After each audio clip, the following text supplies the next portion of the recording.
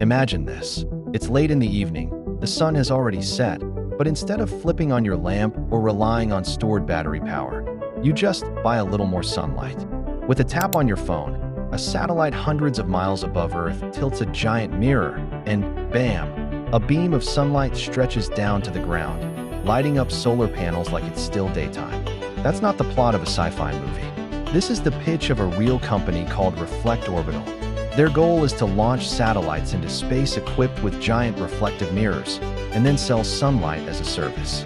On the surface, it sounds revolutionary, almost magical. But once you dig into the details, the problems start stacking up. Today, let's talk about what Reflect Orbital is actually doing, why it's being hyped, and why this plan to buy sunlight might actually be terrible for the environment and for us. So what exactly is Reflect Orbital? Think of it as a space mirror company. They want to put satellites in low Earth orbit, each one with foldable, lightweight mirrors made out of mylar, kind of like shiny space blankets. These mirrors would catch sunlight and redirect it back to Earth during times when the sun isn't naturally shining, like early evening or even late at night. Their big selling point is solar power. Normally, solar panels stop generating once the sun goes down.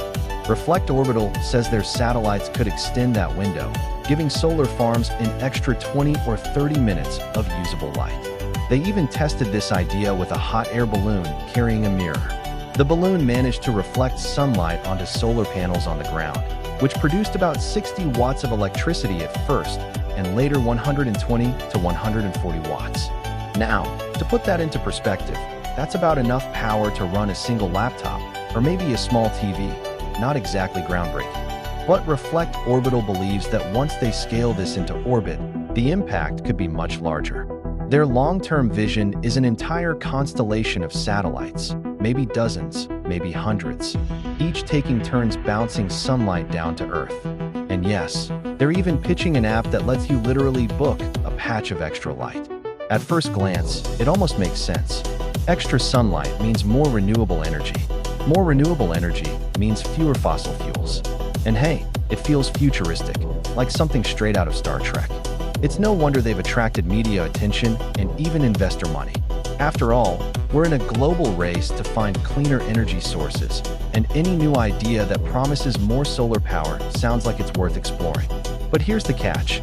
Not every futuristic solution is a good one. Just because something can be done doesn't mean it should be done. And in this case, the downsides might outweigh the benefits in a big way. Let's break down the problems. First, scale. One satellite with a mirror can't make much of a difference. The actual amount of sunlight it can redirect is tiny. To make a noticeable impact, Reflect Orbital would need a fleet, potentially hundreds of satellites. And every one of those satellites has to be launched into space. That means rocket fuel, emissions, manufacturing, and eventually space junk once they're no longer usable. And space junk is not a small issue. Low Earth orbit is already crowded with thousands of satellites, pieces of debris, and old rocket parts. Every time we add more, we increase the risk of collisions. One crash can create a cloud of debris that threatens other satellites, space stations, and future launches. Are a few extra minutes of sunlight worth adding to that danger? Then there's light pollution. Humans and wildlife rely on natural cycles of day and night. Messing with that rhythm has consequences. Birds navigate by the stars. Insects swarm around artificial lights. Even humans rely on darkness to regulate our sleep cycles. If we start blasting sunlight into the night sky, even in short bursts, we could disrupt ecosystems in ways we don't fully understand. And let's talk cost. Building and maintaining a space program like this isn't cheap. We're talking billions of dollars to design, launch, and operate enough satellites to make it work. Meanwhile, those same billions could be spent on proven technologies here on Earth that already solve the same problem, like better batteries to store solar energy for use at night. So yes, the idea of buying sunlight sounds flashy, but when you look closer, it's inefficient, disruptive, and incredibly expensive. Here's the thing. We don't actually have a sunlight problem. We have an energy storage problem. Solar panels already produce more than enough electricity during the day. The challenge is holding on to that power and using it later when the sun goes down. And the good news? We already have solutions. Battery storage is improving rapidly.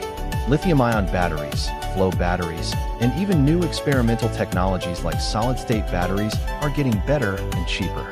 Entire solar farms today are being paired with massive battery banks, letting them store energy during the day and feed it into the grid at night. That's sunlight on demand, without satellites or space mirrors. And it's not just batteries. Wind power often picks up in the evening, just as solar power fades. Hydropower and geothermal energy can run day and night. By combining these technologies, we can create a steady, reliable flow of renewable energy around the clock. And here's the best part. These solutions work with Earth's natural systems instead of trying to outsmart them. They don't add more satellites to orbit. They don't mess with wildlife. And they're scalable today, not decades from now. So let's step back. Reflect. Orbital's idea of selling sunlight from space might sound bold, but in reality, it's more of a distraction than a solution. It risks creating more pollution, more space junk, and more disruption to life on Earth, all while offering only tiny gains in solar energy. The truth is, sunlight doesn't need to be sold. It's free, it's abundant, and we already know how to use it. What we need is investment in smarter storage, stronger grids, and better renewable infrastructure right here on the ground. Space mirrors might capture headlines, but they won't capture the future of clean energy. The future belongs to practical, sustainable solutions that put the planet first, not gimmicks that try to sell us what nature already provides for free.